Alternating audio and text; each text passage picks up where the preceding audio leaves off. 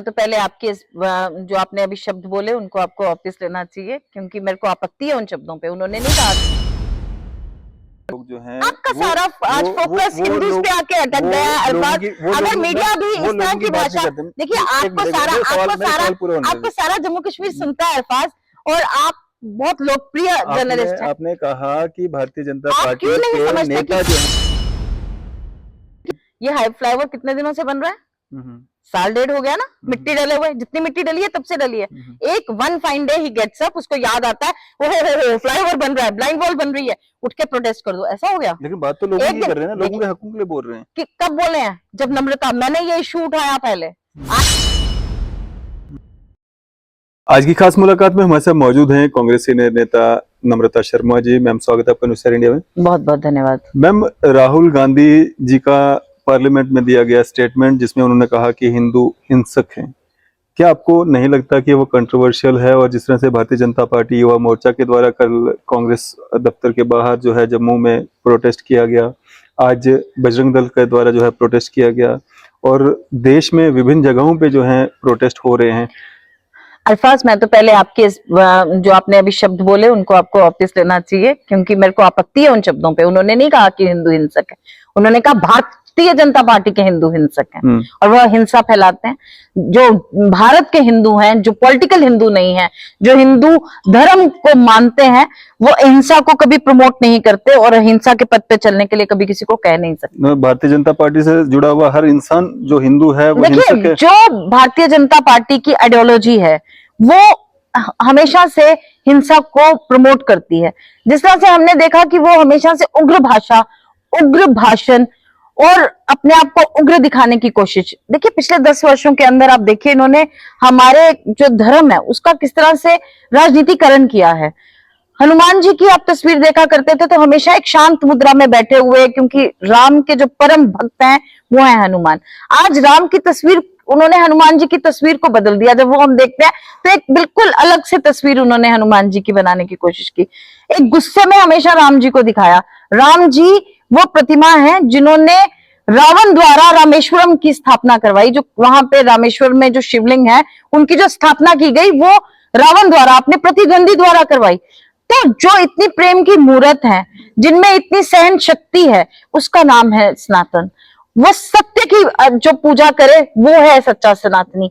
जो माने और जिसमें सहने की कैपेसिटी हो, जिसमें कुछ बोलने से पहले खुद को आंकलन करने की जिसमें शक्ति हो, वो है सच्चा हिंदू। ये हिंदू है जो बीफ के कारोबारी से चंदा लेते हैं, गाय के कातिलों से चंदा लेते हैं। अपने आप को हिंदू कहलाने में इनको शर्म आनी चाहिए। देखिए, आज कल क्योंकि गुजरात के अंदर जिस तरह से हमने पहले देखा कि कांग्रेस ऑफिस के अंदर इन्होंने अटैक किया, वो वहां इसलिए किया गया क्योंकि राहुल गांधी ने कहा कि इंडिया अलायंस आपको गुजरात के अंदर हराएगा। तो इनका जो डर था वो नजर आया और इन्होंने कांग्रेस हेडक्वार्टर के ऊपर वहां अटैक किया। जम्मू के ऊपर इसलिए अटैक किया गया क्योंकि जो सोए हुए भाजपा के नेता हैं, जिन्होंने पिछले 10 वर्षों के अंदर जम्मू के किसी मुद्दे को नहीं उठाया। जम्मू जल रहा था, जम्मू का युवा सड़कों पे था, चाहे वो तमाम भर्तियां कैंसिल हुई। ये भाजपा के नेता नहीं आए बाहर कि हमारे युवा के साथ क्यों कर रहे हो, क्यों एपटेक जैसी एजेंसी को आपने, जिसको ब्लैकलिस्टेड है, उसको आपने एग्जाम कंडक्ट करने के लिए दिया। आप इतने सारे पेपर कैंसिल हो रहे हैं, आपने 25 लाख में पेपर बेचे हैं। इतने पेपर लीक हुए, 7 सालों के अंदर 70 पेपर लीक हो जाते हैं। 2 करोड़ बच्चों के आप फ्यूचर के साथ खेलते हो। 24 लाख बच्चों ने अभी नीट का पेपर दिया, आपने पेपर लीक कर दिया। नीट का पेपर देके बच्चा डॉक्टर बनता है, आप डॉक्टर, जो भविष्य के डॉक्टर हैं, आपने उनके साथ खिलवाड़ करना शुरू कर दिया। ऐसी भारतीय जनता पार्टी जिसको बच्चों के भविष्य से कोई लेना देना नहीं, जिन्होंने शिक्षा को आज व्यापार बना के रख दिया है, उनके बोलने से कोई फर्क नहीं पड़ेगा। कांग्रेस, देखिए कांग्रेस एक ऐसी विचारधारा है जो जब देश आजाद हुआ उससे पहले यहां बनी। कांग्रेस वो विचारधारा है जिसने देश को बनाया है, इस गुलदस्ते को साथ लेके चली है। कल जो राहुल जी का भाषण था, उन्होंने उसमें सब धर्मों की बात की। उन्होंने कहा शिव जी अभय मुर्दा में बैठे हैं, अपने त्रिशूल को धरती पे गाड़ा है और कहा है कि हम अहिंसा के खिलाफ हैं। कहा उन्होंने हिंसा की बात की? कहा उन्होंने हिंदू को हिंसक कहा? ये जो भारतीय जनता पार्टी का आईटी सेल है, तो आप नाकाम हो रहे हैं ना, आप समझा नहीं पा रहे हैं। कल कांग्रेस ने अगर कांग्रेस कल अगर कांग्रेस ऑफिस के बाहर प्रोटेस्ट किया, भारतीय जनता पार्टी के लोगों ने, वो समझ में आता है, लेकिन आज बजरंग दल वालों ने प्रोटेस्ट किया, वो समझ में नहीं आया। हमें सब समझ आ रही है, ये राजनीति है, हम किसको समझाएंगे। ये जो कुछ लोग हैं, क्या तमाम जम्मू के हिंदू आके इनके साथ खड़े हैं? इनका एक छोटा सा जो एक बजरंग दल हो गया, जो 10 लोगों की यूनिट है, जो सिर्फ कांग्रेस ऑफिस के बाद धरना देता है, क्यों नहीं पूछता कि बच्चों के भविष्य के साथ क्यों खिलवाड़ कर रहे हो? बजरंग दल को गुस्सा नहीं आया कि आपने बीफ के व्यापारियों से कैसे आपने चंदा ले लिया?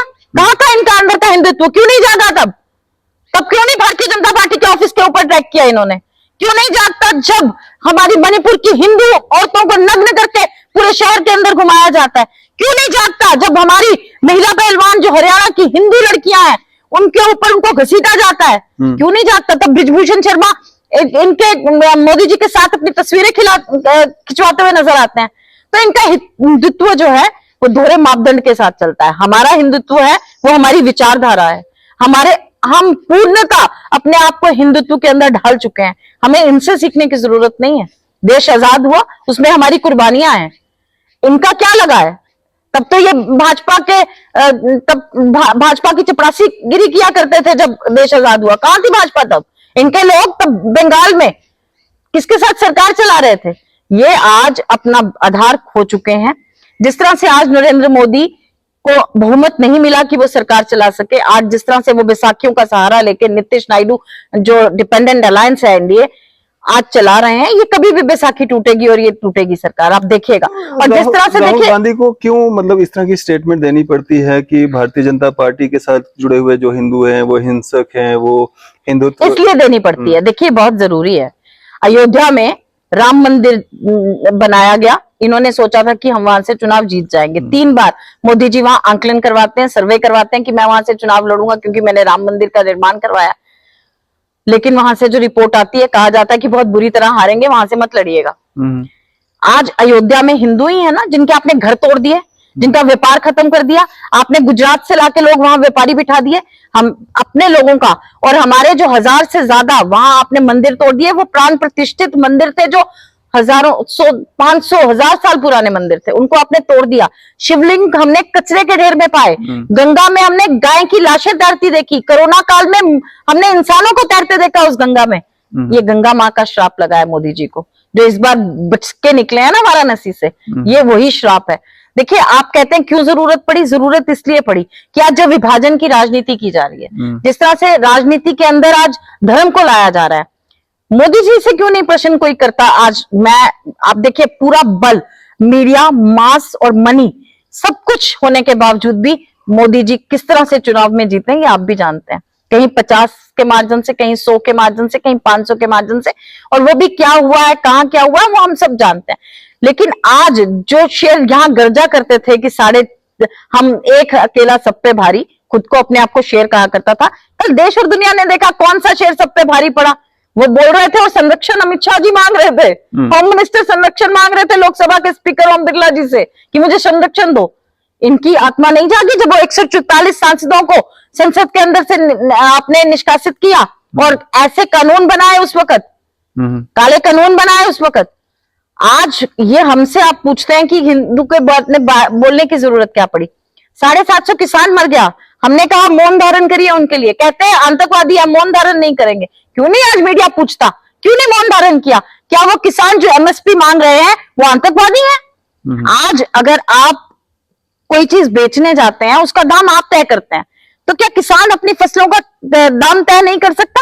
वो तो मिनिमम सेलिंग प्राइस मांग रहा है, और उसमें भी गवर्नमेंट को बहुत कम फसल गवर्नमेंट खरीदती है। कोई उनको सारा पैसा नहीं देना है, लेकिन क्योंकि अडानी को किस तरह से फायदा पहुंचा सके, उद्योगपतियों को कैसे फायदा पहुंचा सके, अडानी और अंबानी को कैसे फायदा पहुंचा सके, इसीलिए ये इस तरह की पॉलिसीज फ्रेम की।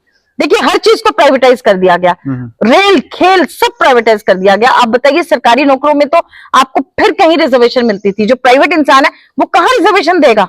आपने तो पहले ही कॉन्स्टिट्यूशन के साथ खेलना शुरू कर दिया है। आप मुझे बताइए, आप महिला, आपने कहा था कि बहुत हुई महंगाई की मार, आज महिला अपनी गृहस्थी चलाने के लिए हैरान है, कैसे चलाएगी? 1100 का सिलेंडर है, दाल महंगी कर दी, आज चावल आटा क्या भाव है, आज प्याज टमाटर का क्या भाव है? हम निर्मला सीतारमण जो फाइनेंस मिनिस्टर है उसको कहते हैं प्याज महंगा हो गया, तो कहती है प्याज खाना छोड़ दीजिए। तो इस तरह की अगर एक फाइनेंस मिनिस्टर, उसकी तो हमने देखा कि क्या कल्पना से परे है उनकी बातें, वो कल्पना भी नहीं की जा सकती जैसी वो बातें करती। कोई शेल कंपनीज का पूछता है तो कहता वो वोकैबुलरी ही नहीं है मेरे पास। तो आज खुलासा किया ना इलेक्टोरल बॉन्ड्स का सुप्रीम कोर्ट ने, और कहा जो भ्रष्टाचार मुक्त भारत की बात किया करते थे, भ्रष्टाचार में लिप्त हुए। किस तरह से आज दुनिया ने देखा कि सुप्रीम कोर्ट ने कहा देश और दुनिया का सबसे बड़ा घोटाला है जो इस इलेक्टोरल बॉन्ड है। और मोदी जी क्या कहते हैं, आज वो हिंदू हैं। हमारे धर्म में भगवान के साथ अपनी अपेक्षा करना बिल्कुल ये एक दंड के बराबर है। अपने आप को कभी कृष्ण मान के कहते हैं कि सुदामा मुझे सत्तू दे गया, इतने करोड़ों हजारों करोड़ रुपया आप खा गए और कहते हैं उसको सत्तू का नाम देते हैं। फिर आप कहते हैं कि मैं अविनाशी हूं, शिव के साथ अपनी तुलना करते हैं, मैं बायोलॉजिकल नहीं हूं। और कल उन्होंने वही कहा कि मैं नहीं कहता, ये मोदी जी ने कहा है कि मैं बायोलॉजिकल नहीं हूं, मैं मां ने मुझे पैदा नहीं किया, मुझे भगवान ने भेजा। तो इस तरह की जो बातें करना, ये सही में ये भारतीय राजनीति के अंदर जो काला इतिहास, काला अध्याय 10 वर्षों के अंदर लिखा गया है, ये देश और दुनिया याद रखेगी। नम्रता जी, राहुल गांधी जी कहते हैं कि भारतीय जनता पार्टी में जो लोग हैं वो हिंदू नहीं है, वो हिंसक हैं। अगर हिंदू नहीं है नहीं कहा उन्होंने, कहा ये हिंदू इस तरह का नहीं होता। हिंदू सत्य पे चलता है, हिंदू अहिंसा की बात करता है, हिंदू प्रेम की बात करता है, हिंदू द्वेष नहीं फैलाता, हिंदू भ्रम नहीं फैलाता। अगर आप देखेंगे तो हिंदू, अगर आप हमारे वेद पढ़ेंगे तो आप देखेंगे कि जो आज साइंस कल्पना कर रही है वो हमने बहुत देर पहले कहा। भारतीय जनता पार्टी के साथ जो लोग जुड़े हुए हैं वो हिंसक हैं, हमने देखा उनको हिंसा फैलाते हुए, हमने देखा उनको बातें करते हुए। कांग्रेस वाले हिंदुत्व की बात करते हैं, हिंदू मतलब कट्टर हिंदू हैं। तो रियासी में जब मंदिर में तोड़फोड़ की, किसी भी कांग्रेस के वर्कर का या कोई भी वहां पे जो है दिखा नहीं को प्रोटेस्ट या कोई ये मांग करते हुए कि उन लोगों को जो है अरेस्ट किया जाए। आप अरफाज कहाँ रहते हैं, कौन सी दुनिया में रहते हैं? सबसे पहले हमने स्टेटमेंट इशू की है और हमारी ऑफिशियल स्टेटमेंट है। प्रोटेस्ट किया गया वहां पे, बिल्कुल किया गया रियासी के अंदर। हमारे भूपिंदर सिंह जी वहां से डिस्ट्रिक्ट प्रेसिडेंट है और पूरी कांग्रेस की टीम ने वहां प्रोटेस्ट किया। और हमारी जो स्टेटमेंट ऑफिशियल स्टेटमेंट है उसको भी भेजा गया पूरे आप कोई भी अखबार उठा लीजिए, उसमें आपको दिखेगी। देखिए, हम लोग इस तरह की द्वेष की राजनीति नहीं करते हैं। और ये किसके नाक के नीचे हुआ, ये क्यों हो रहा है? जिस तरह से चुनाव पास आते हैं इस तरह की घटनाएं क्यों बढ़ जाती हैं? और हमने देखा कितनी बार तो हम इन्हीं के लोग कहीं अपना रूप बदल के, रंग बदल के इस तरह की एक्टिविटी करते हैं ताकि वहां पे एक जो परिस्थितियां वो बदल जाएं और कम्युनल हो जाएं। हमने हमेशा सेकुलरिज्म को मजबूत करने की बात की है। हमने इस देश को बनाया है। हमने हिंदू मुस्लिम सिख इखलाक की बात की है कि आपस में कैसे मिलजुल के रह सकते हैं। और इस तरह की चीजें हमने देश के अंदर स्थापित की जो कीर्तिमान है और हमेशा बनी रहेंगी कि कैसे भाईचारा बना रहे। इन्होंने हमेशा विभाजन की राजनीति की। संदेश खली में जो भाषण दिया गया प्रधानमंत्री द्वारा, घुसपैठिया कहा गया एक कौम को, कहा गया जो बच्चे ज्यादा पैदा करती है उनको सारी संपत्ति दे दी जाएगी, भैंस को ले जाएंगे उठा के, आपकी कनक छीन लेंगे। और छोड़ के गरिमा विहीन बातें प्रधानमंत्री के मुंह से निकली। कहा मंगलसूत्र महिलाओं का, कौन है जो हमारी भारतीय नारी का मंगलसूत्र की तरफ आंख उठा के दे सकता है? ये वही सीता है जिसको रावण छूने गया तो एक तिनका रख दिया था, उस तिनके को पार नहीं कर पाया। पर ये क्या जाने उस सिंदूर और उस मंगलसूत्र की कीमत। इन्होंने तो अपनी पत्नी का त्याग कर दिया। क्या उसने, ये तो वही जान सकती है जसोदा बहन से ही पूछा जा सकता है कि अपनी सास के मरने पे भी उनपे किस तरह से आपने बटालियन रख के उनको घर से बाहर नहीं आने दिया। तो ये जो इनका जो हिंदुत्व है, देखिए मेरा धर्म मेरा है और मेरे लिए बहुत मेरे लिए पूजनीय है, मेरे लिए मेरे धर्म गुरु पूजनीय है। ये कहाँ के हिंदू हैं?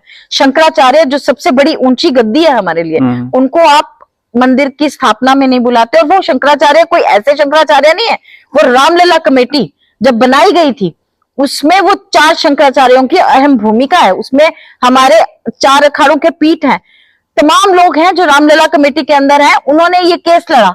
ना भारतीय जनता पार्टी ने राम मंदिर का केस लड़ा, ना आरएसएस ने राम मंदिर का केस लड़ा, ना विश्व हिंदू परिषद ने राम मंदिर का केस लड़ा। उन लोगों ने इस केस को लड़ा और विजय हासिल की सुप्रीम कोर्ट के अंदर। इन्होंने राम मंदिर के अंदर क्या भूमिका निभाई? वो तो सुप्रीम कोर्ट ने डायरेक्शंस दी कि गवर्नमेंट इसको असिस्ट करेगी। कोई भी सरकार होती वो उसको असिस्ट करती। इनको भूलना नहीं चाहिए कि उसके दरवाजे, उसके पट किसने खोले थे? राजीव गांधी ने खोले थे। वीपी सिंह ने टेंट के अंदर सीआरपीएफ और फौज लगा के वहां पूजा अर्चना शुरू करवाई थी। ये सिर्फ ढोंगी लोग हैं। इन्होंने एक सेशन बुलाया स्पेशली शिमला के अंदर और वहां इनके लोगों ने ये माना कि हम राम मंदिर के विषय में सुप्रीम कोर्ट नहीं जाएंगे क्योंकि ये धार्मिक विषय है, सुप्रीम कोर्ट पे हमें यकीन नहीं। तो आज कैसे यकीन हो गया? आज भी आप सर्च करिएगा अडवाणी जी के लिए जॉर्ज फर्नांडिस ने क्या कहा है। कहा कि जब वीपी सिंह ने जब एससी मंडल कमीशन लागू कर दिया, इन्होंने मेरे पास और कोई मुद्दा नहीं छोड़ा है, अब मुझे हिंदू मुसलमान करना होगा, अब हमें राम मंदिर की वो करनी होगी। जिनकी विचारधारा ही इस तरह की हो कि कैसे हिंसा फैलाई जाए, जो राम का भी राजनीतिकरण करना चाहते हैं उनको राम जी ने दंडित किया है।